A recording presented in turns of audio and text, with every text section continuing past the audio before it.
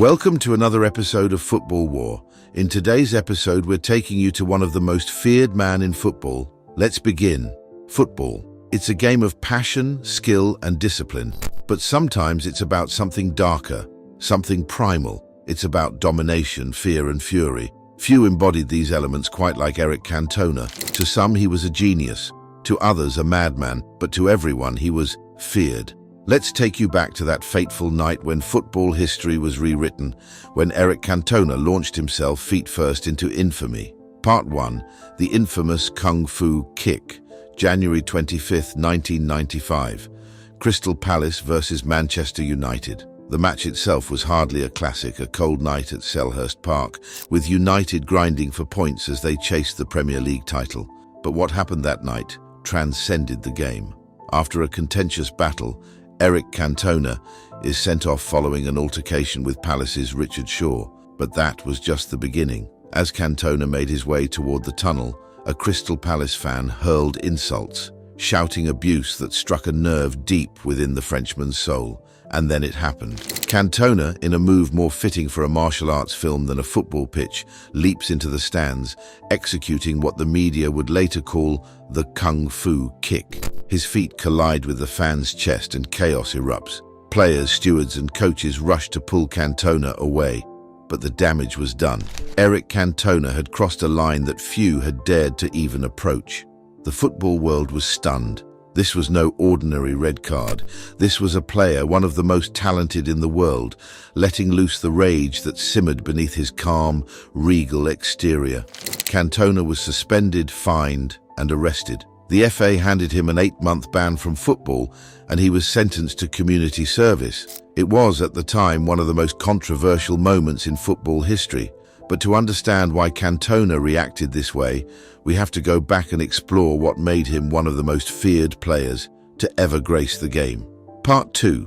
The rise of a football warrior. Born in 1966 in Marseille, France, Eric Cantona was never destined to be ordinary. Even as a youngster, there was a fire in his belly, a burning desire to win at all costs. He began his career in France, playing for clubs like Auxerre, Marseille, and Nîmes, where he quickly developed a reputation not just for his brilliance on the ball, but for his temper. Cantona's time in France was marred by several incidents of violence and controversy. At Nîmes, after an altercation with a referee, he was banned for a month, and in typical Cantona fashion, he called the members of the disciplinary committee idiots. He was never one to back down. But then came his move to England, and it was here that Cantona found his true home. First with Leeds United, where he helped the club win the last First Division title in 1992, and then with Manchester United, where his legend would be cemented. But Cantona didn't just bring goals and creativity to Manchester United, he brought a mentality of absolute football war. Part 3. The warrior mentality. Cantona was more than just a footballer, he was a force of nature. His presence on the field was enough to intimidate opponents before the whistle even blew.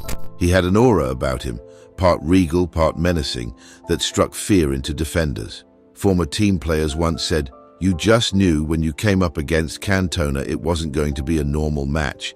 He had this way of staring through you as if he was already a step ahead. And if you dared to challenge him physically, he'd give it back tenfold. He had no fear. He'd glide past you 1 second and the next he'd be in your face, daring you to take him on again. There was an edge to him. He played on the verge of explosion, but that's what made him so dangerous. Cantona didn't just play football, he fought on the pitch.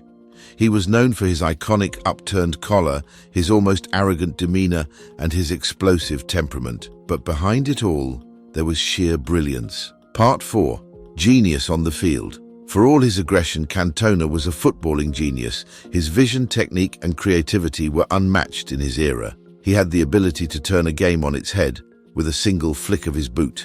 At Manchester United, Cantona became the talisman, leading them to 4 Premier League titles in 5 years, including 2 FA Cup victories. Moments like this made Cantona an icon. His ability to score spectacular goals, to create something out of nothing, was what set him apart. His technique was sublime, but it was his confidence, bordering on arrogance, that made him untouchable. A former teammate once said, "Eric wasn't just a player, he was an artist." He saw the game differently from the rest of us. He had that rare ability to make the impossible look easy. A former rival player once said, "Facing Eric was terrifying. You never knew what he was going to do next, but you knew it was going to be something special, and if you tried to stop him, well, good luck." Part 5. A temper unleashed. But with brilliance came unpredictability. Cantona's temper was always bubbling beneath the surface. There was a sense that at any moment he could snap, and when he did, it was explosive. Like the infamous kung fu kick at Selhurst Park, Cantona's temper was legendary. But that was just one moment in a career filled with heated altercations. Whether it was shoving referees, clashing with opponents, or lashing out in frustration, Cantona's temper made him feared, not just for his skill, but for his volatility. Part 6. The Legacy of Fear. Despite his controversies, Cantona is remembered as one of the greatest players to ever play in the Premier League. He was a warrior, a genius, and a leader. But above all, he was feared. You didn't just play against Cantona, you survived him. He dominated, he was a king on the pitch, but he was also a madman, and that's what made him so special. Eric Cantona wasn't just feared because of his ability to score goals or lead his team. He was feared because he played with a fire that few could match. He was unpredictable, unstoppable, and utterly uncontainable.